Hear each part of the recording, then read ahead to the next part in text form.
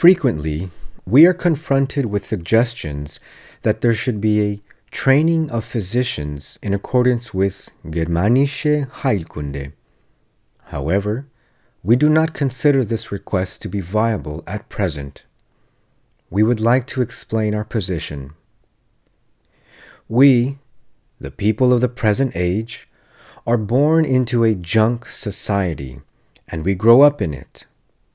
It was Dr. Hammer himself who already coined this term. As a result, our thoughts and to some extent our feelings are very profoundly influenced already in early childhood by beliefs and dogmas that contradict our actual biologically based way of life. Only a few people are fully aware of that. But even if we are aware of being influenced by beliefs and dogmas, and that these dogmas contradict our biology, it does not mean that we can completely discard this non-biological conditioning in the way of living, thinking, and reacting. Therefore, we, as a unity of psyche, brain, and organ, very often react unnecessarily, so to speak, and activate biological special programs. This unnecessary reaction is based on wrong, deeply rooted beliefs and the resulting misinterpretation of our experiences, but is also based on the non-biological, strange ways of living in today's junk society. The so-called doctors and so-called therapists are no exception here. They too were born into the same junk society as everyone else. They too have grown up in it and are also subject to wrong beliefs. Yes, they are even more affected by it due to their so-called medical training than other people. How then is it possible that such a conditioned, university-graduated doctor treats other people according to Germanische Heilkunde if this doctor has not yet exhaustively studied Germanische Heilkunde for himself and his family, and neither verified it honestly? Only when this doctor has thoroughly researched the Germanische Heilkunde for himself and his family, and when he has verified the various special programs on his own body over many years, he may then have acquired the faculties to be of benefit to a person seeking help. However, that brings us to the next problem. Could such a university-graduated doctor, who is experienced in Germanische Heilkunde, be useful to another person when this other person does not know Germanische Heilkunde at all and remains stuck in the unnatural way of thinking and living of the junk society? And when, on top of that, fear and panic are spread all around the patient? And when this person then wants to make decisions in accordance with Germanische Heilkunde, no one in his environment can support him? Mind you, we have not even talked about the medical profession's legal practice in accordance with Germanische Heilkunde. In our junk society, any doctor acts illegally when applying the Germanische Heilkunde. Then the withdrawal of the license to practice and many further reprisals become a threat. Quickly, this doctor is accused of murder should one of his patients unfortunately die. No doctor wants to take such a risk. Because only in conventional medicine are patients allowed to perish in a row without threatening governmental punitive measures. In the 40 years that have passed since the discovery of Germanische Heilkunde, Many doctors have studied Dr. Hammer's findings. Where have they all gone? Why isn't there an army of doctors who want to help in accordance with Germanische Heilkunde? What should have changed now, after the death of Dr. Hammer? Some argue that the people are gradually waking up and that there are doctors among the awakened too. Yes, this might be true. However, these awakened doctors have yet to find their way to Germanische Heilkunde first, learn Germanische Heilkunde for themselves, and verify it on their own body so that their old beliefs do not interfere with their work with the Germanische Heilkunde or make it completely impossible. A long road of rethinking and relearning would be ahead of them. In the case that they genuinely succeeded in this, they could then be there for others, gently and full of reverence for the living people. Dr. Hammer has tried several times to practice Germanische Heilkunde in private clinics. He even founded a university in Norway, the University of Sandefjord, for Germanic New Medicine, natural art, and way of life. When Dr. Hammer went into exile in Norway, it was with the desire to advance Germanische Heilkunde in a supposedly freer country. He wanted to be allowed to practice and teach it. Therefore, he asked the responsible medical association for permission. However, they denied this permission and branded him as an irresponsible person. Dr. Hammer initiated legal action since, legally speaking, he could only be called irresponsible if Germanische Heilkunde had been proven to be false. The faculty would have to prove this, otherwise it would be pure slander.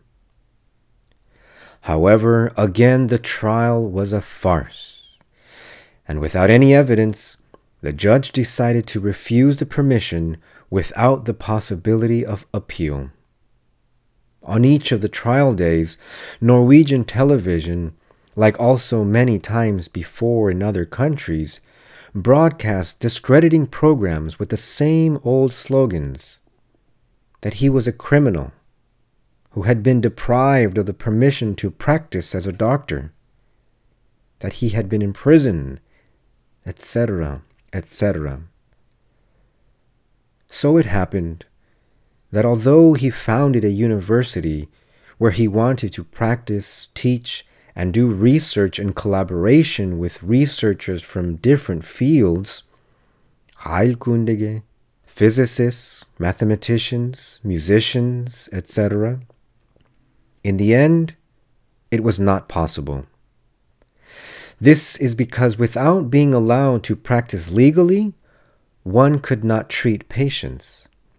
Without the patients, it would be impossible to teach Germanische Heilkunde or do interdisciplinary research, as Dr. Hammer had wished and for which he would have needed a university. The University of Sandefjord was prohibited after a short time. Dr. Hammer also received punishment threats if he did not immediately take the University of Sandefjord's website off the internet. Until the end of his life, he tried to achieve the legalization of Germanische Heilkunde in court.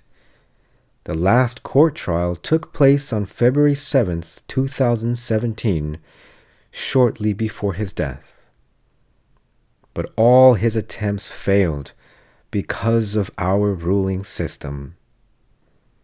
To get a better idea of his struggle, we recommend that you read the book Einer gegen alle, One Against All, which is not yet translated into English. At this point, we would like to present to you an excerpt from a TV program which presents Dr. Hammer's success with officially determined figures.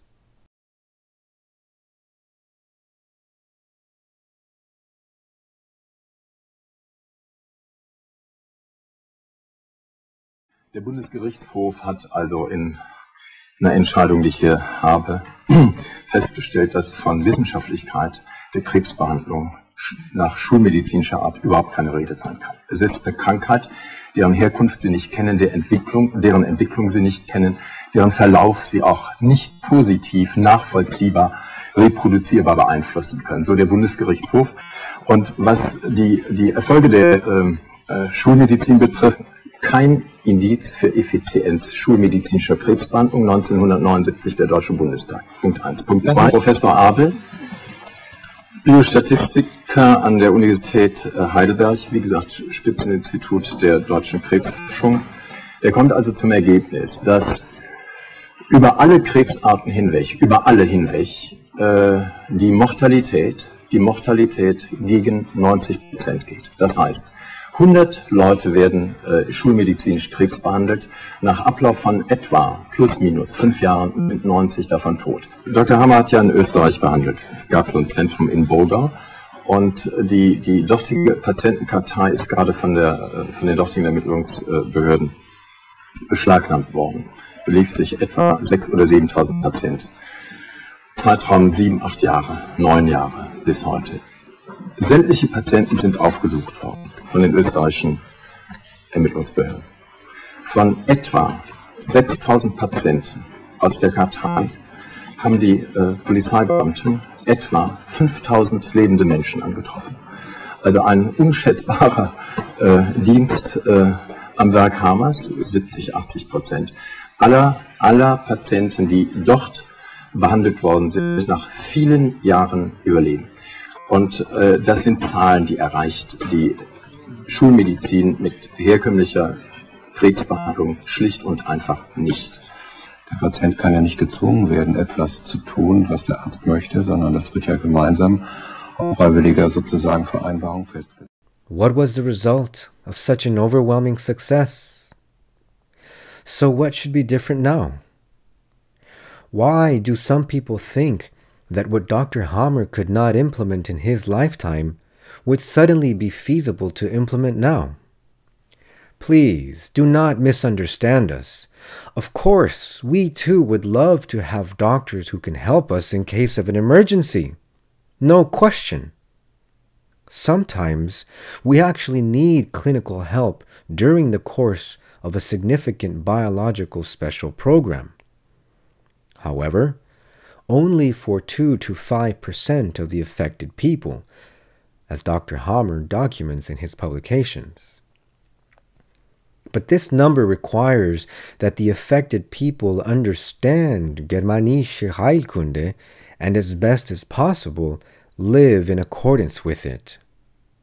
At present, unfortunately, we are yet faced with the impossibility of realizing this wish.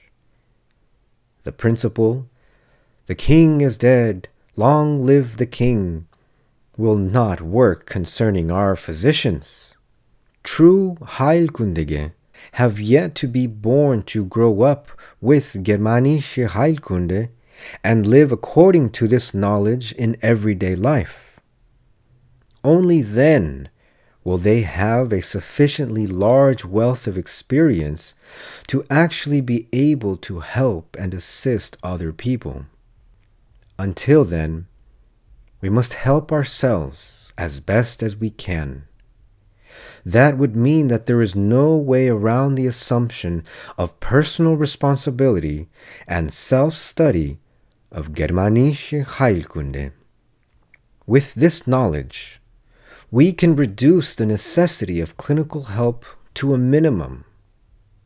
With this knowledge, we learn to live in harmony with our biological code and the laws of nature.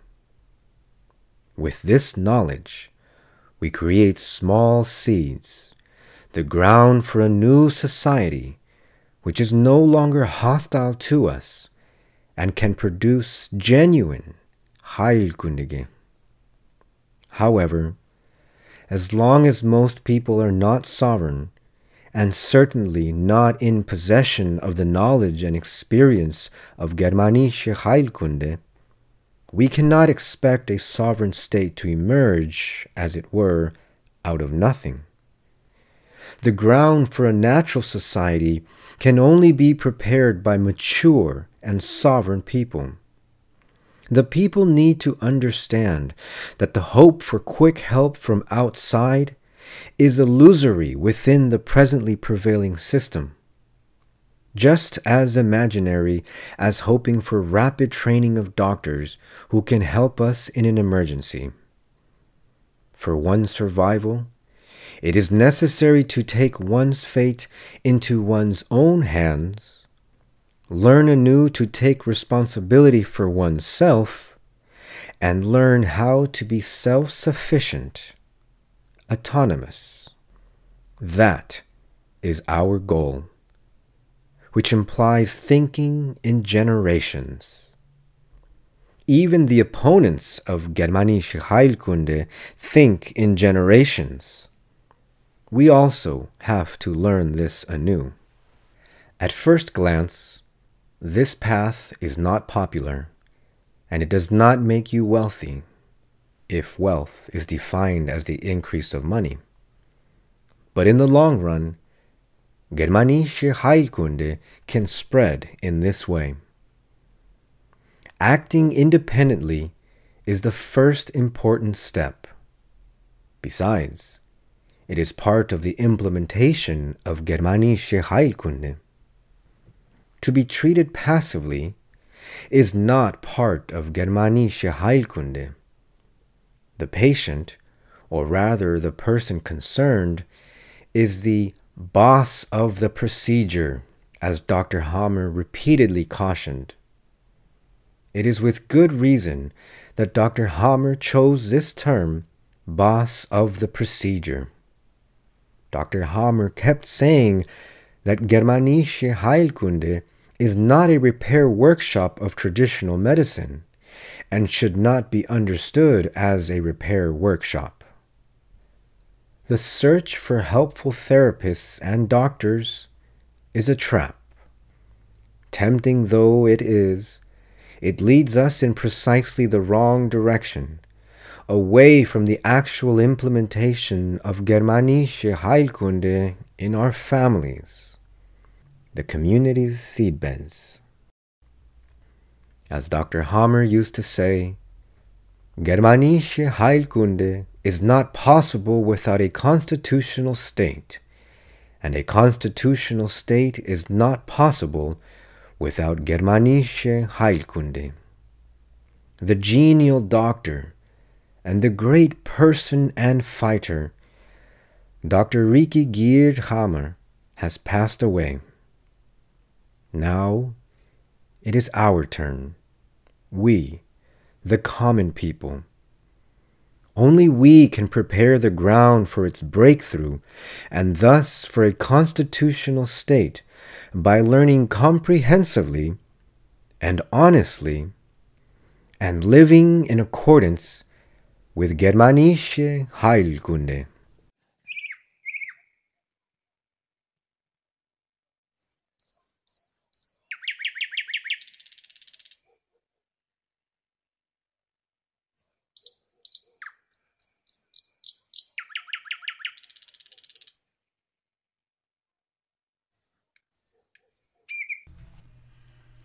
Ich lieb dich, mein Mädchen, seit 20 Jahren, seit mich dein Mund geküsst. Seit damals wir beide Studenten waren und die kleine Kapelle bei Nacht uns gegrüßt. Mädchen, mein Mädchen, seit die kleine Kapelle bei Nacht uns gegrüßt.